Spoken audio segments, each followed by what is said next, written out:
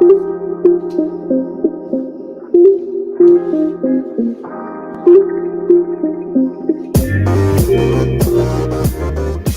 to the Wolverine Digest podcast, the best spot for objective and authentic coverage of Michigan athletics. If you want open dialogue, honest opinions, and in-depth coverage of the maize and blue, this is the podcast for you. And now, here's your host, Brandon Brown, joined as always by Chris Breiler. I was going to start by saying go blue. 52-17, brother. 50. You got your 50 burger, dude. It happened. And look at us doing a post-game show. I mean, I feel like good things all around. I'm on here again. I like you. Are people getting sick of us? I'm a little sick of being on here. I'd get sick. No, I'm just kidding. But when we actually stick to the plan we have, which is a Friday night show, Saturday pregame, Saturday postgame, it's a lot of Chris and Brandon. That's all I'm saying. A lot of it. Look, man, look at the numbers. We got people in here. They want to hear us talk. The people what they want. They want to know what's going on. Yes, look, CJ, he's seen us way too much this week. Just way too much of us this week. But, dude, when you watch a game like that, you got some smile. Look, okay. Chris, you and I weren't watching the game together. We're kind of like sporadically texting a little bit here. I'm tweeting. You're putting stuff on Facebook. A little bit of a roller coaster. I was pretty pissed about quite a few things in the first half. And at the end of the day, Michigan is losing at halftime to Rutgers and then absolutely annihilates them in the second half for a damn near 40-point win. I mean, there was some up and downs. There were some things that, scratching my head, like, what is that? Why? You just whatever. And then it's broken record time, adjustments, ass whooping in the second half. You look up, they won by 35. Cool. How about that number? Michigan over the last 4 weeks, the last 4 opponents outscoring them 100-3 in the second half. I know that the first half doesn't usually look the way that a lot of people want it to look, and it certainly didn't look the way that most people expected it would look tonight. But my goodness, they are in the second half just dominant, man. I mean, they make the adjustments, they do the necessary things. Now, you'd like to see them put that together for 2 halves. I would prefer that they don't go into the half trailing against Rutgers, but it's hard to deny that once they go into the locker room, they have a discussion, they get it figured out, and they come out and handle their business. And that was what looked like it was going to be like a long night in Piscataway turned out to be yet another dominant win for the Michigan Wolverines. Well, I actually wanted to pull that up because the way the game was going, look, and we've talked about this before, I think, because Chris and I have referenced the Michigan State game last year, how we had to write a story, then erase it, and then rewrite it, and then erase it again, and then so, when you're in the media, you try to get as much work done ahead of time as you can. And I was bummed out. I thought Michigan did a lot of dumb stuff in the first half, but I thought they were going to win. I mean, I thought they'd be better in the second half. They'd make adjustments. It was still close. I just didn't have hardly any faith in Rutgers winning the game. I said Rutgers thinks they can win the game. I did tweet that at halftime, but I didn't think they could. Anyway, so what my point is I had like my description of my story, I think, was Michigan doesn't blow away Rutgers, but moves to 9-0, and then all they do is win by 40. So, I tried to change it. Twitter wouldn't let me change it. I can't believe – I mean, you know how Twitter is, dude. I can't believe nobody has come at me yet for that little subtitle. Listen, all I know is that you better not make a mistake when you post anything, because if you do, they're going to be on your ass. The problem with it is that there's like a code or something that goes into the Twitter thing when you write your story, and it doesn't let you change it again. It doesn't say that anymore on the story, but Twitter won't allow it to go. Anyway, long story short, Michigan whooped ass. Not a great first half. Chris, you were watching at home. I was watching at home. Were there any profanity-laced tirades directed at TV? This is what's crazy about this. So I've watched, obviously, every single game up until this point from the sideline this year, have been down there, been in the mix. And it's weird when you go back to sitting on the couch and watching it on TV. I was like screaming at the TV. Yes, there was a lot of profanity. I was like a throwback to being a normal fan and watching the games on Saturday. And I was way more emotionally invested at home on the couch than I ever am when I'm there on the sidelines taking photographs. So it was fun to feel like my old self again a little bit. Yeah, emotionally all over the place, conflicted, not sure how to feel, screaming at the television, probably confusing the neighbors a little bit. I will leave the swear word out of it, but there was a moment where I was just leaning way forward on the couch. I'm going to move my mic away and everything. And I just said, "Do something different." Like there was a couple choice words in there. There was a couple choice. And then, you get yelled at by the people on Twitter because Michigan did score touchdowns on those running into brick wall plays in the first half. And I even screwed up part of my write-up because it wasn't even Blake Corum that punched in the second touchdown. It was JJ McCarthy on a sneak, whatever. It was like 8 tries from the 1 yard line to get in twice. And it was really chapping my ass. Yeah, look, I understand that Michigan scored touchdown. Where were they in the red zone? Were they 4 for 4 today? They were 6 for 6 on scoring with 5 touchdowns. 5. Okay, so here's the thing. Obviously, they were far more effective, but I think the concern that I have was there was still a lack of creativity once you get down there. It's clear that they are committed to hammering it away. And at one point, Jake Butt had pointed it out that they had run 8 plays from inside the 1 yard line. And if you're Michigan and you're playing a defense like Rutgers, you never want to be in a situation where you're running 8 plays within the 1 yard line and you're not putting it in the end zone. And so I just think that really speaks to a lack of creativity under there. Now, I don't know if that's by choice or if it's just, I don't know what it is. And I was getting some texts throughout the game as well from, some of the people that we sponsor with and some friends at home. I was getting blamed for like the first half struggles. Is like, see, this is what happens when you decide to go to Olive Garden and not go to the game. They struggle against Rutgers. And there was that kind of talk going on. But at the end of the day, I still find myself feeling like if there isn't more creativity in the red zone, I just feel like it will come back to bite them. It just, to me, feels inevitable. And I don't want to rain on the parade because at the end of the day, it's another dominant win, 52-17. Michigan they're 9-0, going to be in the top 4, right in the playoff hunt, every single thing you want. But I just feel like there has to be more creativity down in the red zone to get the ball in there and to not constantly just pound it away with Donovan Edwards and Blake Corum. And that's just where I'm at. Hell of a win. Glad it happened the way it happened. Mike Barrett, tremendous second half, big plays in the second half. One of my 3 ups. Yeah. I mean, and it was really good to see him come through with a performance like that, a veteran guy like that. But yeah, again, the red zone, the lack of touchdowns was a concern, but also the lack of creativity has been an ongoing concern as well. And yeah, I know, Detroit Lions fan, touchdowns are touchdowns. I get that. I'll take them all day long.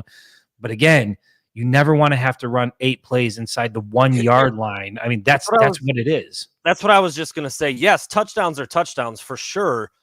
But the facts are you had 6 unsuccessful plays from the 1 against Rutgers versus 2 successful ones. Like, right. To me, I think you can just do better. I know the drives ended in touchdowns, which is what you always want. But like, I still think it could be more efficient. I think you could do it in a more efficient way. I think you could do it in a way that doesn't involve JJ McCarthy getting his head ripped off at the goal line, which is pretty much what happened. Somebody was grabbing his face mask and his chin strap was up around his eyes and he's being bent backwards and contort. I mean, I don't know. Touchdown. Cool. They did score 5 for 6 in the red zone for touchdowns. Only 1 field goal. Much better. But what's wrong with wanting even better than that? That's kind of where I always come back to. When you're Michigan and you do what you want to do and you mix things up and you get a little creative, you don't need 8 tries from the 1 to score a couple times against Rutgers. That's kind of where I'm at. Want to put these up there because we did get a couple donations, Chris. Hey. Either Emily or Emil, I'm not sure, but Robinson, thank you for the $5. Yeah, I mean, I've thought this early on, and with Michigan's non-conference schedule not being very good and them being on the outside looking in for the initial rankings, I didn't think it was possible. But then a lot of other teams today all of a sudden lost, and now they're kind of sitting there too.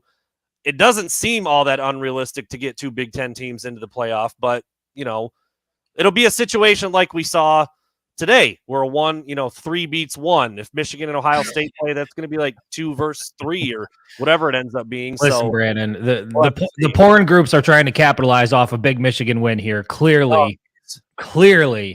Well, Wow. Just getting hammered with the porn the same way that Michigan hammers the ball in the red zone. Well, I'm way up at the top, so I didn't see that. Apologies. Skrionk also came through. Hey. Red zone performance was nice, nothing fancy, but productive. Yeah, I mean, I guess productive is the optimal word there. Like, you can get into the Is art. it productive though?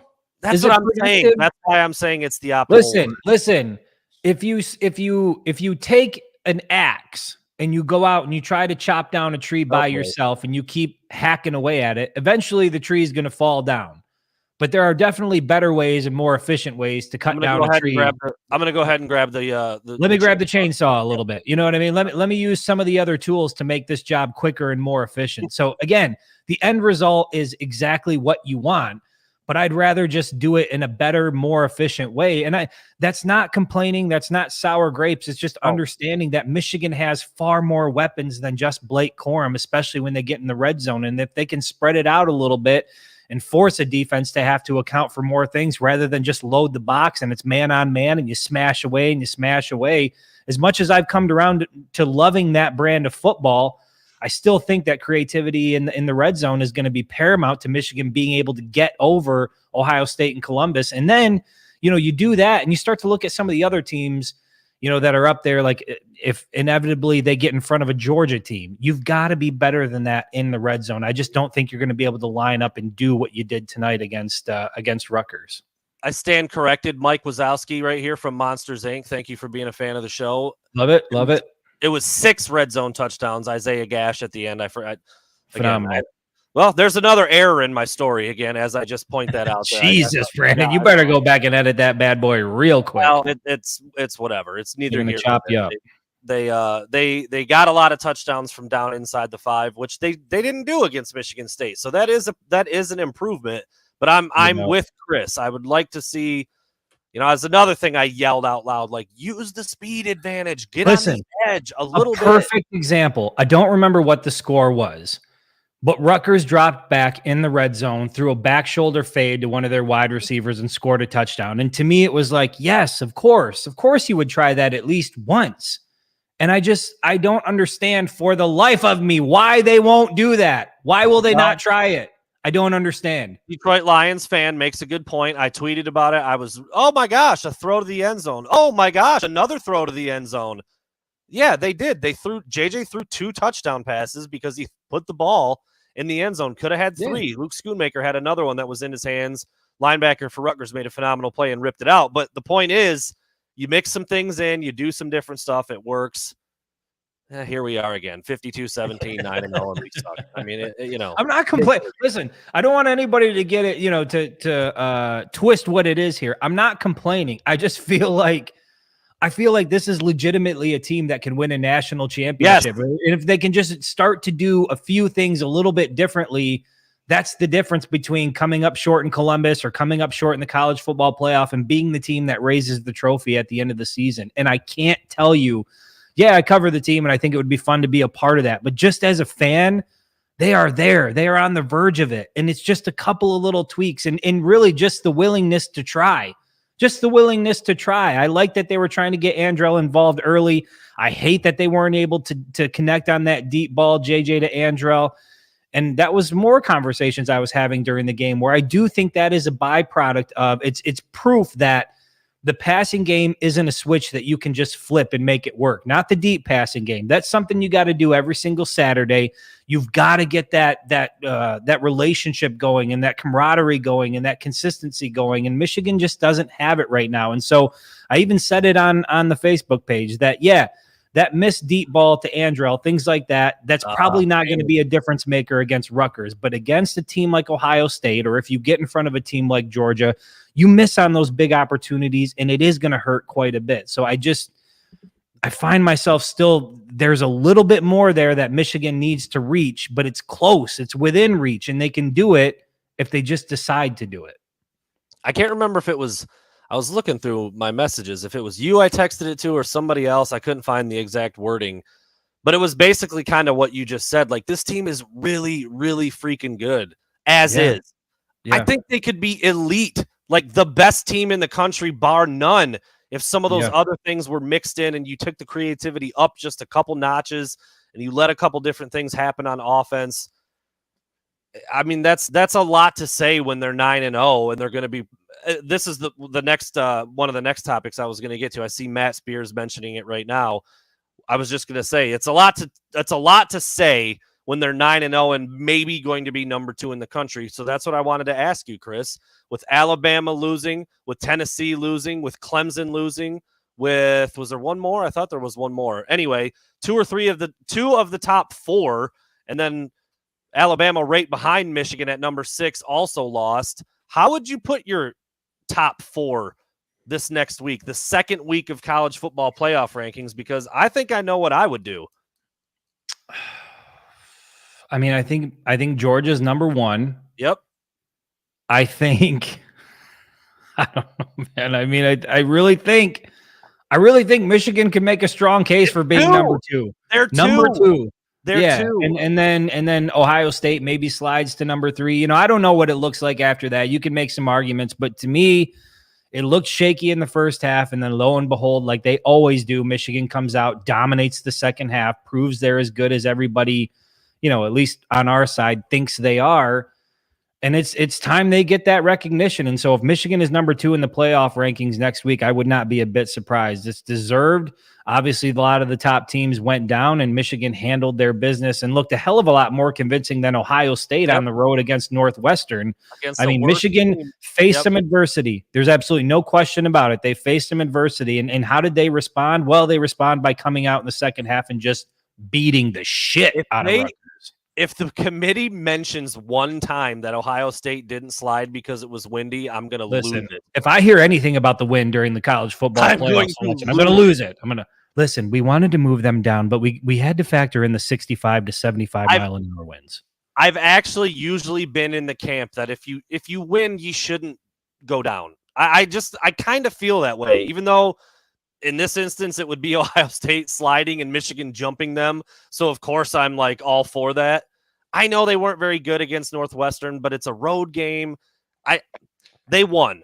I don't give a shit. That was a 1-7 team, and they're on American soil. Come on now. Is that really the number 2 team in the country? If they're that vulnerable, they're that one. That's why I think if I was in the committee, I would go Georgia 1, Michigan 2, Ohio State 3, TCU 4. That would be my top 4.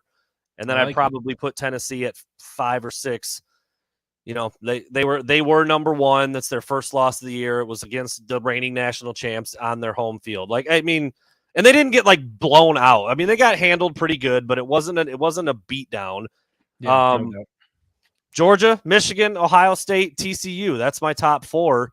And I don't know, man. I think, like I said, I've always kind of been in the camp. Like, I don't like teams to be penalized for winning, even if it's pretty ugly, but fuck it. It's Ohio State. I don't care. I move them down. Not drop them right out of the top 4. I don't care. I was thinking about what if Ohio State had lost to Northwestern today? Where do they fall to? I was actually thinking about that when it looked like they might. Again, we talked about it earlier. I mean, you fall out of the top 6 for sure. Yeah. You know, and I think at that point I mean, even if you beat Michigan, you know, I don't know, a loss against a 1-7 team or 1-7 team late in the year. Yeah. I just think having that on your resume is almost the nail. You know what I mean? The committee could find every reason in the world not to put you in there. But they didn't lose. They got the win. And even the score, I don't think reflected how close that game was. Again, Northwestern and Pat Fitzgerald made a decision to just go all in on the Wildcat and really screw themselves and cost an opportunity to pull a huge upset. Just went back to like 0-4, pulled out the 0-4 playbook. Listen, gentlemen, we're up 7-0 now. We're going to pull out the wishbone here. You blow off the dust from the old playbook. You pull it out and you just cross your fingers and hope for the best. What do you do, Chris? Pulled it out, showed it to you. There you go. There you go. All right. We've got to talk about the 1-2 punch that is Blake Corum and Donovan Edwards. Yes, sir. Special again. 2 touchdowns for Corum, a beautiful receiving touchdown for Donovan Edwards, and another long run for him. I tweeted about it. Dude, he just looks like a galloping stallion when he gets out in the open field. I love watching Donovan Edwards run when he breaks past the second level. And there was a moment on his long run. I can't remember how long it was. Pull it up real quick. 46 yards. On that 46-yarder up the right sideline, he had a quick moment where he looked and it was like, all right, do I cut back?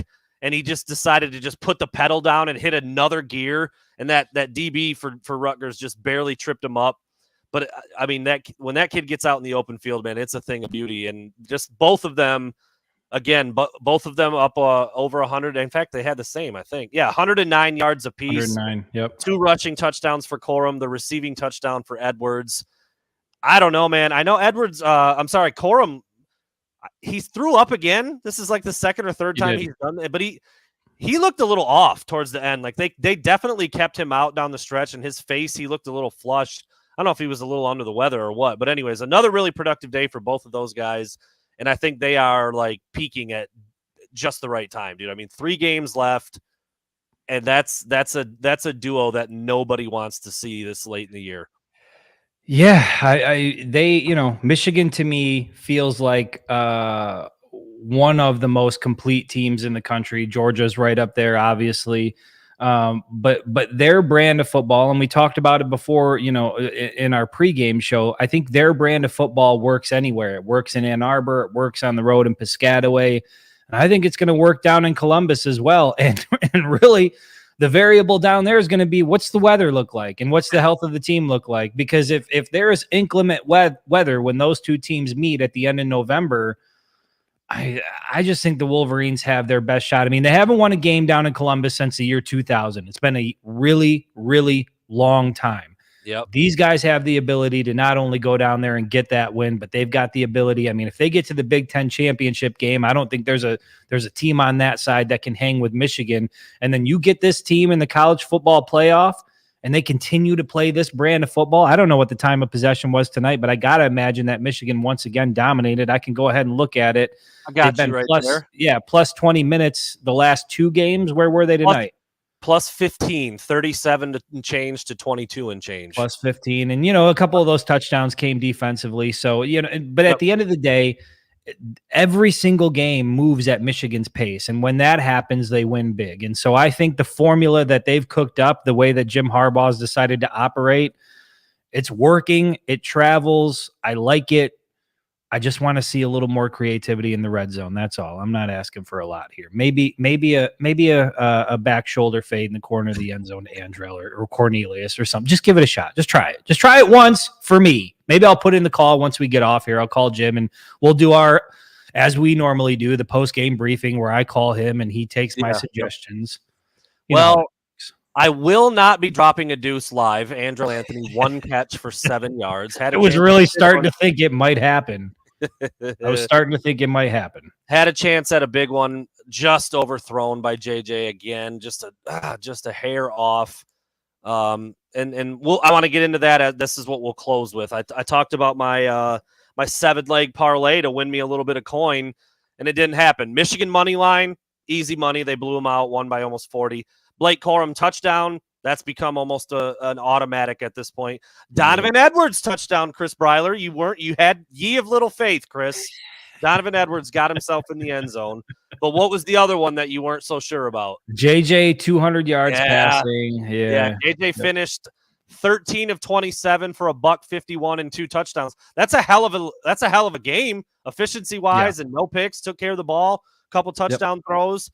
But it's the same thing again. They just don't, there were some drops and he missed a couple. He could have been and probably should have been over 200. Yeah. But he wasn't. And so I mean, you connect on that deep ball to Andrell. If Schoonmaker hauls in that catch, which I knew it was thrown into coverage, but Schoonmaker had his hands all over it, should have came down with it. That evening looks a little bit different. And I mean, so the ones that I missed. The ones that I missed, J.J. McCarthy for 200 yards. He finished with $151. Blake Corum, 125 yards rushing. He finished with 109. I mean, that one's close. Ronnie Bell, I didn't think it was going to happen. I needed him to get 40. He had 35 yards on the first play of the game and had one more catch and finished with 43. So he barely got there. Hey. And then Scooney, I only needed him to get 25. You did a little bit of a pause on that one, too, if I remember correctly. Yeah. And he should have been there. He got the ball ripped out at the end. Yep. I think he dropped one over by the sidelines, too, but he finished with just 16 yards receiving. So, yeah, there's another donation to FanDuel by your boy. Donation to FanDuel there. But, you know, it was fun watching. Obviously, the second half was incredible compared to the first half. And again, dude, the defensive adjustments are what, you know, just whatever Rutgers was doing in the first half on both sides of the ball, the coordinators got together and said, like, yeah, that's just not going to happen anymore.